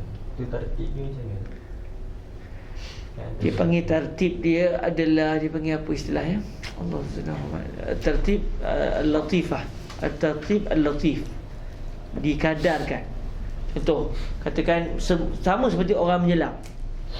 Orang menyelam, dia menyelam badan dia semua sekali. Ketika dia menyelam semua sekali itu pun dia niat mengangkat adas. Jadi kalau dia niat angkat adas kecil, ketika itu saya akan apa? Muka dia yang mula-mula terangkat muka dulu. Selesai je muka terangkat, tangan tak terangkat. Selesai tangan angkat, kepala tak terangkat, kaki tak terangkat. Tapi katakan dia menyelam, dia terjun kaki dulu. Bila kaki dia kena air, dia pun niat wuduk. Lepas tu boom semua. Apa yang berlaku ketika itu? Dia pun keluar lepas tu. Okey. Kaki turun dulu Kaki turun dulu. Dia niat wuduk. Dia niat wuduk di kaki. Lepas tu dia pun keluar nak sembahyang. Sah ke sembahyang dia? Tak sah. Wuduk tak berlaku. Sebab dia niat bukan ketika di muka, tapi di kaki. Syarat niat mesti di muka. Jadi kena terjun muka dulu. Atau terjunlah kaki pun tak apa. Dah tenggelam layuk baru berniat.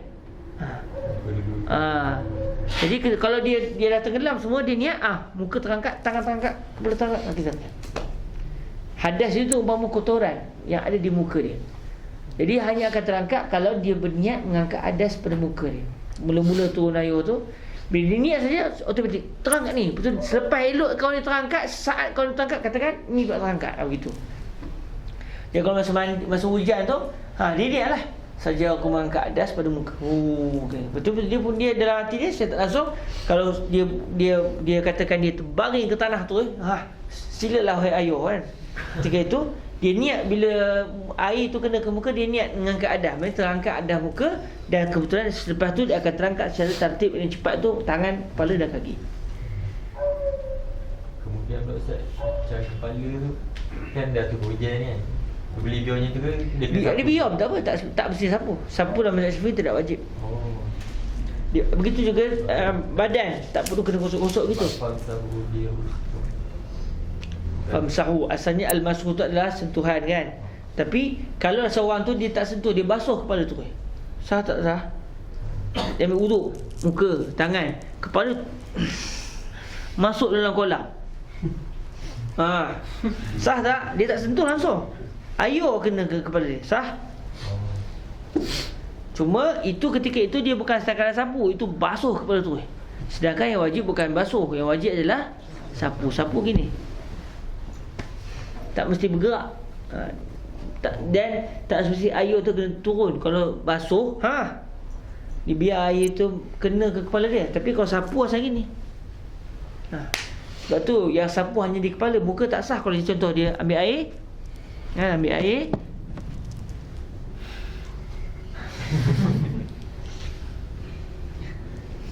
sah ke?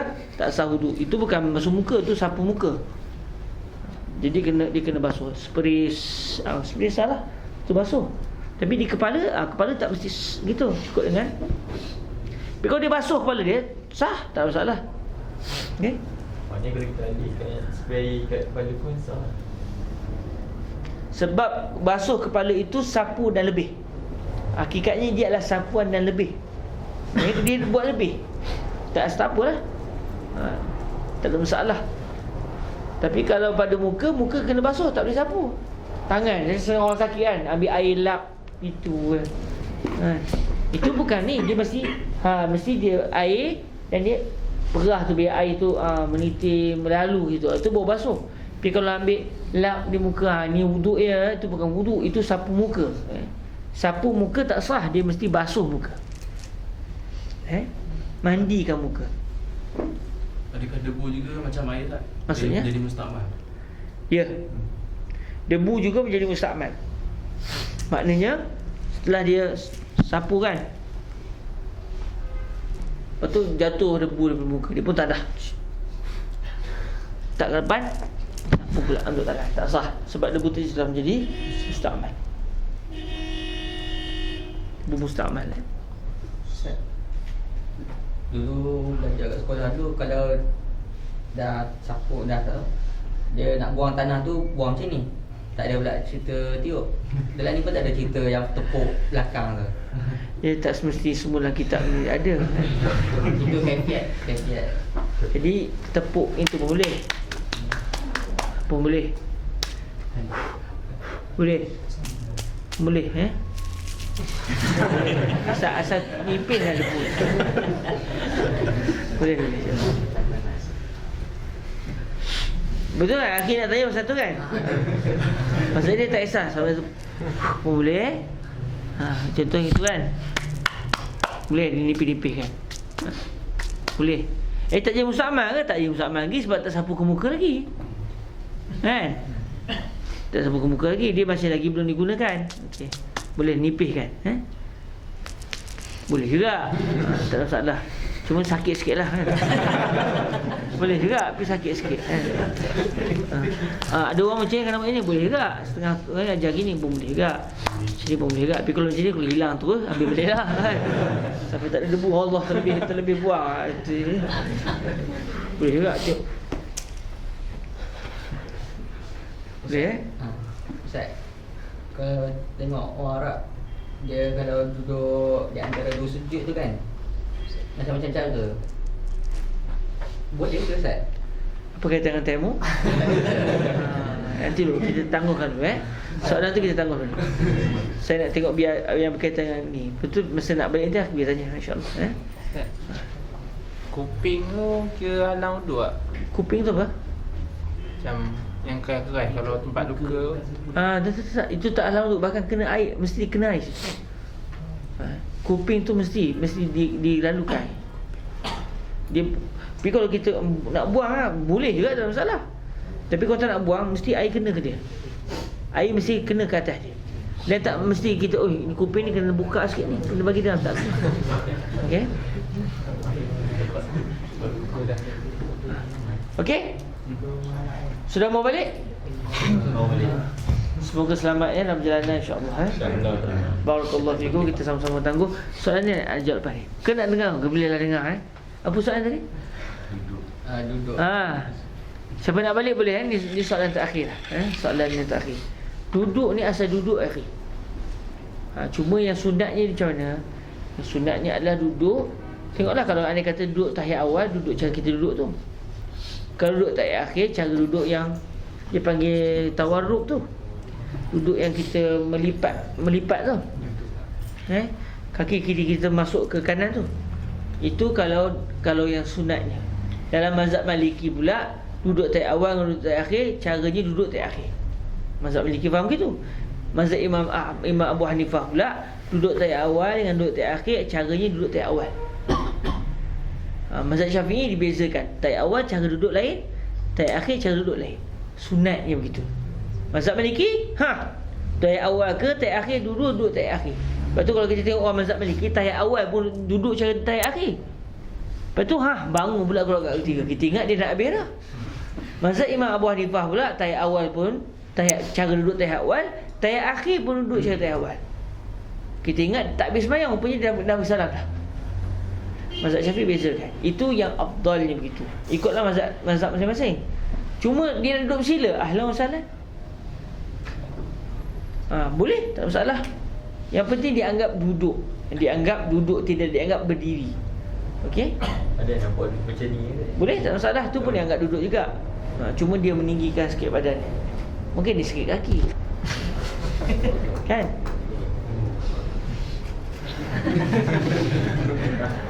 Boleh Baik. Kalau macam kat celah-celah kuku, dia macam abu-abu kan, kat celah-celah kuku perlu nak kena waktu ambil wuduk perlu bersihkan juga. Habuk macam mana? Ni hitam kuku tu. Ah. Ya, kalau kuku dia kena gini, masukkan air celah tu. Tapi jangan sampai ni. Jangan sampai apa? Jangan was-was. Dia melekat dia Ustaz. Apa ni, habuk ke apa? Habuk benda? Macam kaki dia. Kayak kuku kaki. Cekam. Macam bila kita goyang tu dia boleh hilang. Kalau macam tu dia menghalang wuduk. Dia halang wuduk. Saya ingat tu yang hitam-hitam di kuku tu. Kadang kuku kita bila panjang sikit dia macam dalam tu ada hitam kan. Sebab tu saya sendiri memang saya nak sebab jadi jenuh kan. Jenuh gitu lah. Sebab dia bila kuku panjang dalam mazhab kita, hendaklah bila kuku tu panjang, di bawah kuku tu kena air sampai juga. Jadi kalau siapa yang kuku panjang, dia kena basuh kat bawah tu. Jadi kalau ada hitam-hitam tu dia anggap mengganggu. Jadi kena gitu. Sama ada kita kikir ataupun kena gitu. Jadi kena buka air tu, kena pastikan gitu sikit. Pastikan air masuk. Jadi mudah cerita, potong kuku tu selesai masalah kan? Tapi jangan sampai was-was. Ada kawan saya tu was-was. Dia buka kuku pendek. Tak kena lagi ni. Ya Allah, kata saya budak ni takut. Buka air.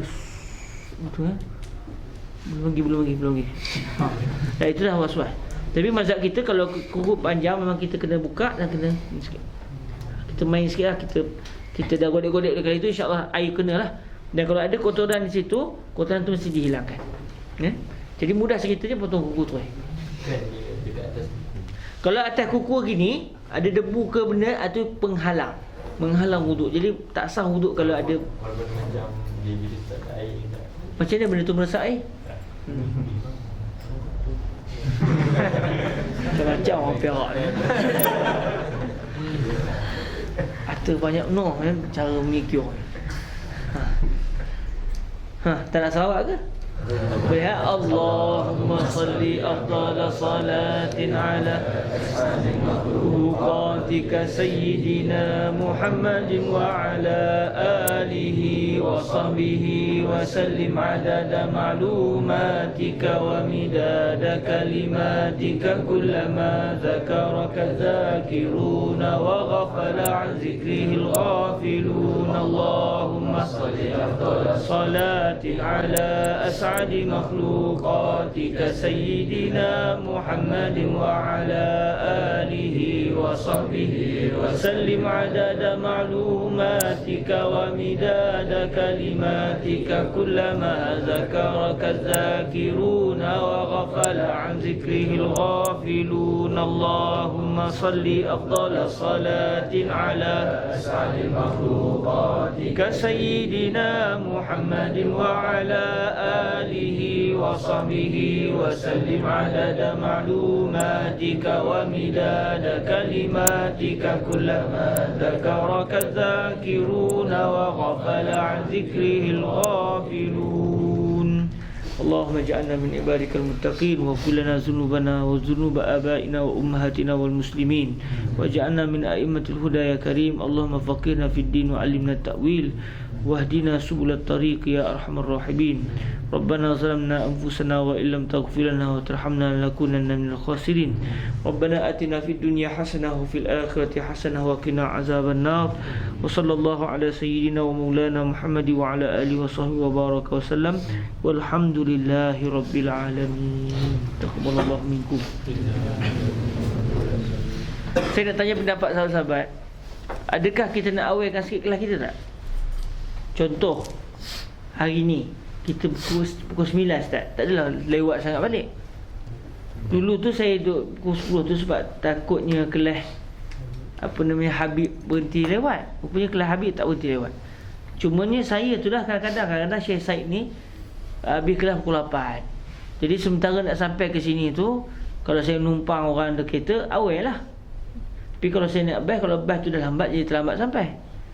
Cuma kalau nak standby, kalau kita boleh contoh macam hari ni hari apa? Sabtu. Hari Sabtu pukul 9 kita sakit. Okey tak? Tak ada kawan-kawan lewat benar. Kan? 9. Hari Sabtu pukul 9. Hari Isnin sebab kelas Ustaz Azul. Ustaz Azul lewat habis tak? Kalau Ustaz Azul gambarnya stand tunggu pukul 10 kot lah. Bawa makan kat bawah dulu, borak-borak makan, tambah lewat apa semua, terus bawa naik ke atas. Sebab Ustaz Azul apa nama ni, melainkan kalau kelas Sabtu tak ada, kita pukul 9 juga. Lepas tu hari apa lagi? Hari Selasa. Selasa selepas sejaman tu, sejaman pukul 9 juga.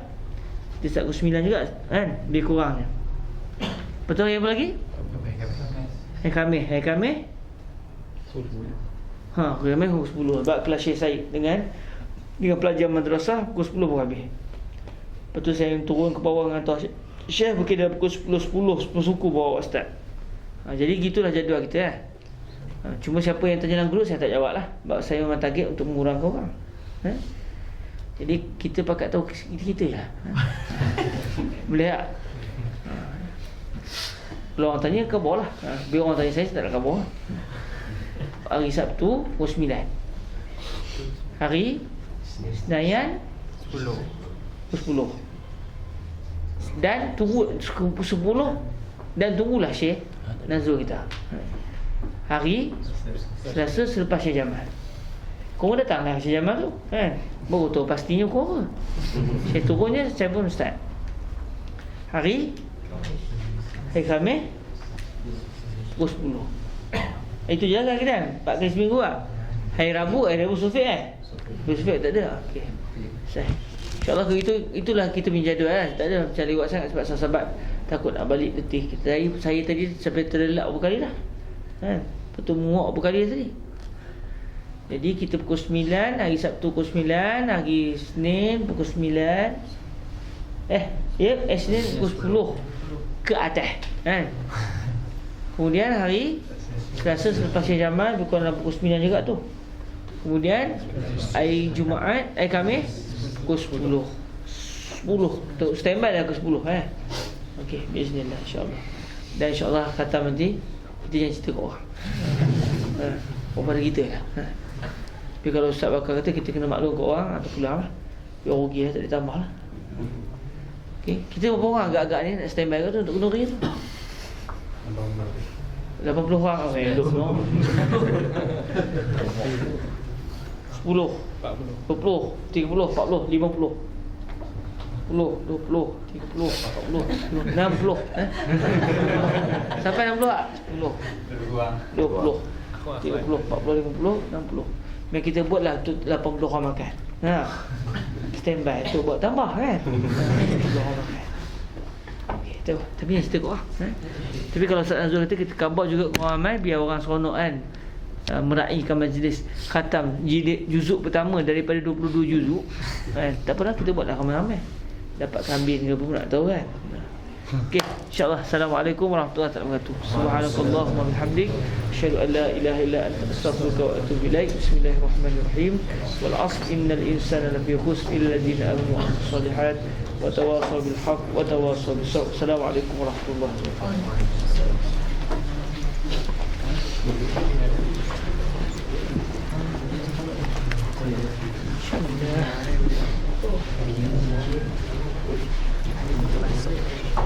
Ada siapa nak beli Asyik? Ada nak beli Asyik? Kamsa gini?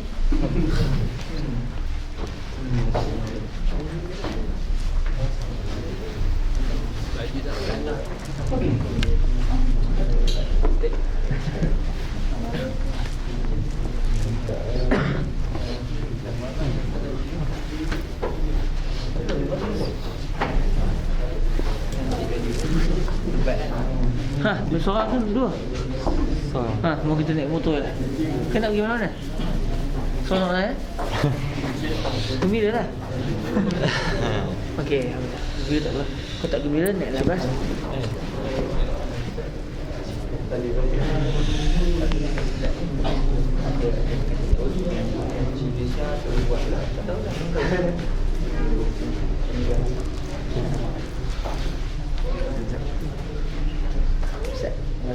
Ada orang tanya kalau kita guna debu ni siapa rajin tolong ambil kucing bawa ke atas dengan mama dia sekali. Takut dia buang air kan junah tayamum tu. boleh kata yang mau guna debu dinding? Tak boleh. Melainkan debu yang melekat di dinding tu. Contoh dinding tu katakan memang debu daripada belah luar. Masuk dalam kotak boleh? Masuk dalam kotak. Lepas tu bawa ke atas. Tapi mama dia kena bawa. Takut mama dia mencari. Sial mama. Mamti. Debu contoh kata rumah Mesir kan. Di dalam ni tak ada debu dah. Tapi di sebalik belakang ni memang debu. Di kereta kipas tu kan. Kipas kan dia punya bilah tu. Kan dia jadi macam debu kan. Besar macam hitam tu lah. Boleh? Habuk dia. Habuk tu sebenarnya debu. Anda tanya pada Syekh Syed Satu, adakah ni? Dia sebenarnya debu. Tapi kalau sawang tak boleh. Sawang lain. Ni kalau yang kita cari hitam tu kan, sebenarnya itu memang debu. Itu benda apa lagi tu? Kan? Debu. Dia bukan laba-laba, memang debu. Tapi kalau macam sawang tu lain cerita. Sawang tu memang apa, binatang punya laba-laba macam tu. Tu lain, tu tak boleh buat temu. Kalau kipas berabuk tu, mesti tak timbul lah masalah tu. Memang debu. Tak timbul masalah kan. Di kereta motor anda tu sini, tempat duduk tu, sehari dua debu dah. Boleh sebenarnya. Tapi kalau dinding tak boleh. Sebab dinding ni, kalau dinding dalam rumah mana debu. Dan dia mesti debu tanah, bukannya debu cat. Jadi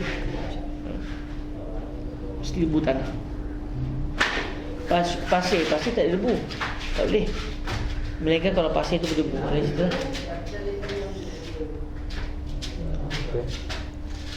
Ustaz. Okay. Duduk istighfar. Ya, duduk istighfar.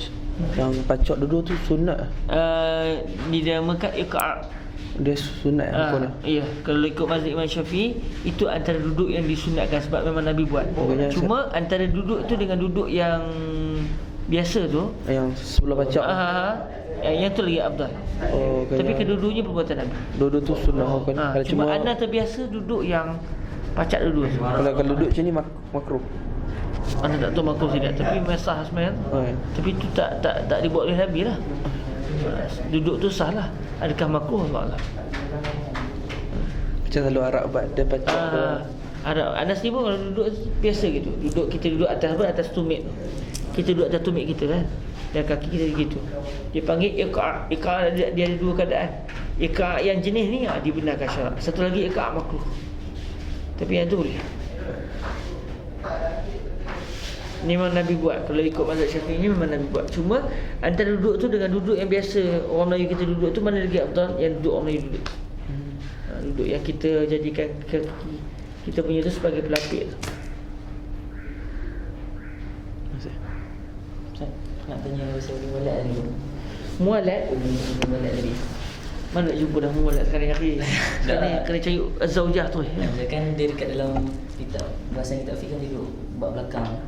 Dia kalau kata si hamba tu dia dah lahirkan anak tuan, bila si tuan tu mati, yang si hamba tu automatik merdeka kan. Sebab si anak tak boleh memiliki si ibu dia sendiri. Kan hamba kan harta.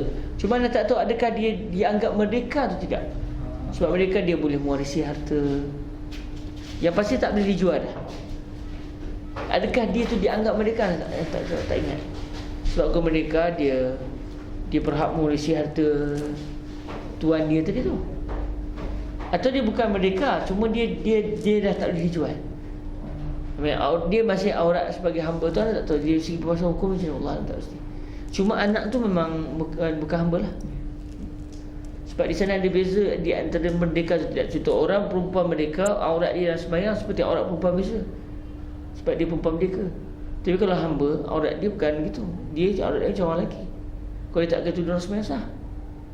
Umur walad macam mana? Anda tak ingat? Adakah dia dianggap merdeka ataupun tidak? Cuma yang pasti dia dah tak boleh dijual. Dia sudah tidak lagi boleh dijual. Maksudnya dia tu dah jadi macam orang merdeka. Cuma adakah betul-betul dia dianggap merdeka? Hukum hakam dia hukum merdeka, anda tak tahu. Boleh tak tahu tak? Ustaz, yang pasal mualat tu, contoh kalau dia nak jadi mualat ngandung, lepas tu tuan dia suruh gugur kan, ataupun dia makan ubat supaya tak ada anak ke macam mana? Dia dia akan balik kepada hukum lah. Sekiranya baby tu masih dah mencapai dia ditiup ruh ataupun tidak. Sebab dia akan berkait dengan masalah hukum isqatul walad, menggugurkan janin. Kalau andai kata baby tu belum lagi ditiupkan roh, ulama dulu kata 120 hari.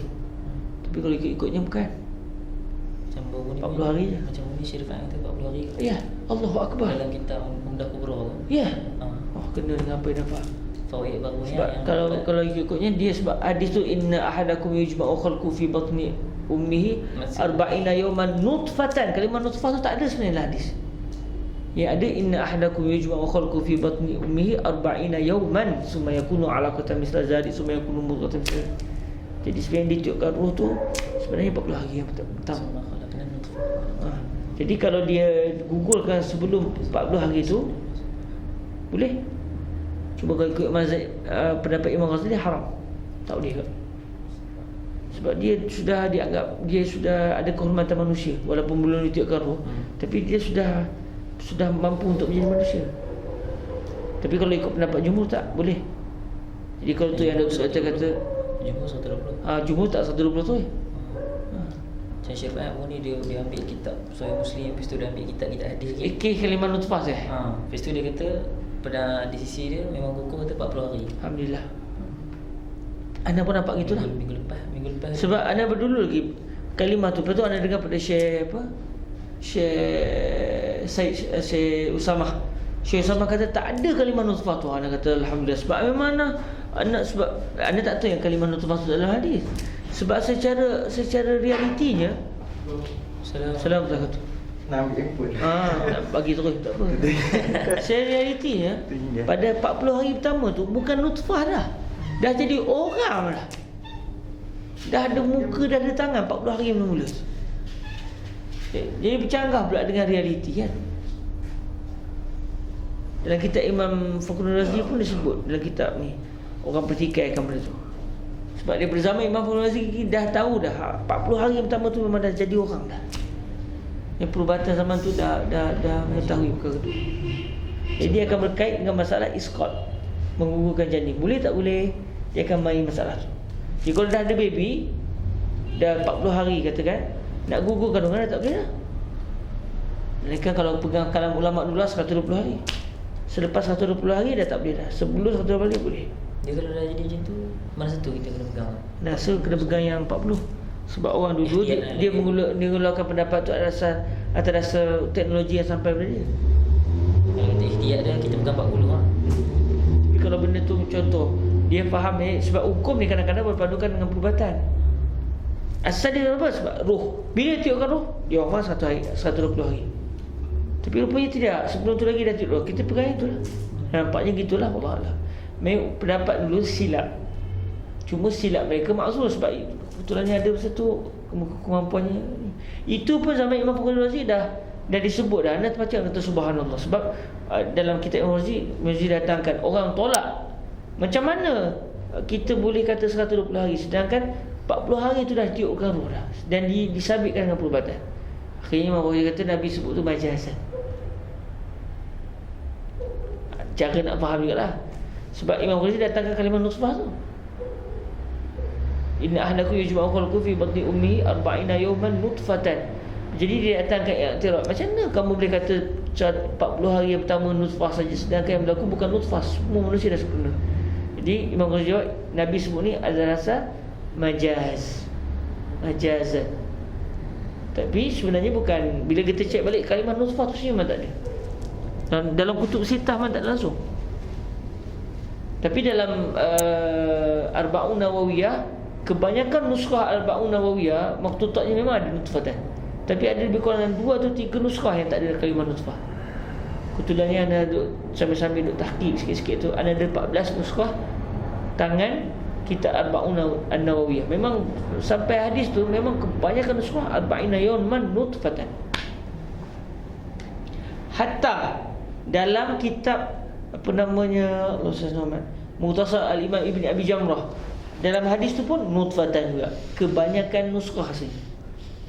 Tapi ketika Ana Salim itu Ana sebut ada yang betul yang tak ada. Sebab memang ada nuskah tak tulis. Jadi Ana pegang yang nuskah tak tulis. Dia berlaku tambahan. Siapa yang menambah tu Allah. Adakah Imam Nawawi sendiri tersilap dalam masalah tu? Atau sebenarnya Imam Nawawi tak tersilap, tapi nasikh lepas tu. mereka tertambah. Akhirnya diwarisi tambahan tu. Wallahualam.